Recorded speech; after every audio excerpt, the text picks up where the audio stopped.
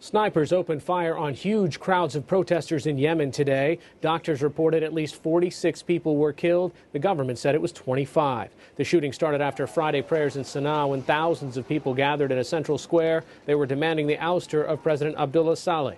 In response, Saleh denied the snipers were his security forces, and he invoked new restrictions that give the police a freer hand. The National Defense Council has decided to announce a state of emergency today in Yemen and impose a curfew on armed men in all cities.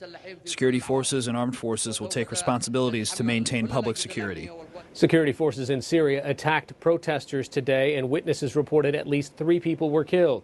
The worst of the violence was in the city of Daraa. Police also broke up protests in several other cities, including Damascus. It was the most serious unrest in Syria in many years.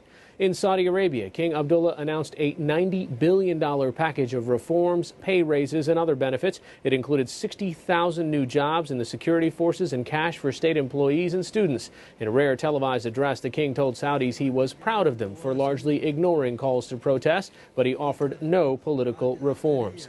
In neighboring Bahrain, bulldozers destroyed a 300-foot-tall monument that had become the symbol of a month-long uprising by Shiites. Security forces cleared out the protesters on Wednesday. The former president of Haiti, Jean-Bertrand Aristide, returned to his homeland today, ending 7 years of exile in South Africa. He arrived just 2 days before a crucial presidential election in Haiti, and against U.S. objections. Supporters greeted him with loud cheers at the airport in Port-au-Prince. Aristide was ousted by armed rebellion in 2004 for a second time. The Haitian Election Council has barred his political party from taking part in Sunday's vote.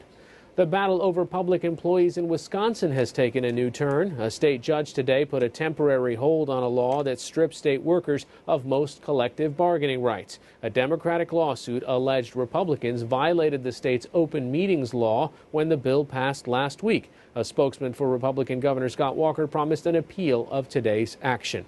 On Wall Street, stocks rallied after the world's richest nations announced plans to rein in the Japanese yen. Its record high value makes exports more expensive and could hinder Japan's recovery. The Dow Jones Industrial Average gained nearly 84 points to close at 11,858. The Nasdaq rose 7 points to close at 2643. For the week, the Dow lost 1.5%. The Nasdaq fell more than 2.5%. NASA chalked up a first overnight as Messenger went into orbit around Mercury after a 6-year journey. As this animation shows, the satellite's engine fired to break its momentum and began an egg-shaped orbit around the planet closest to the sun.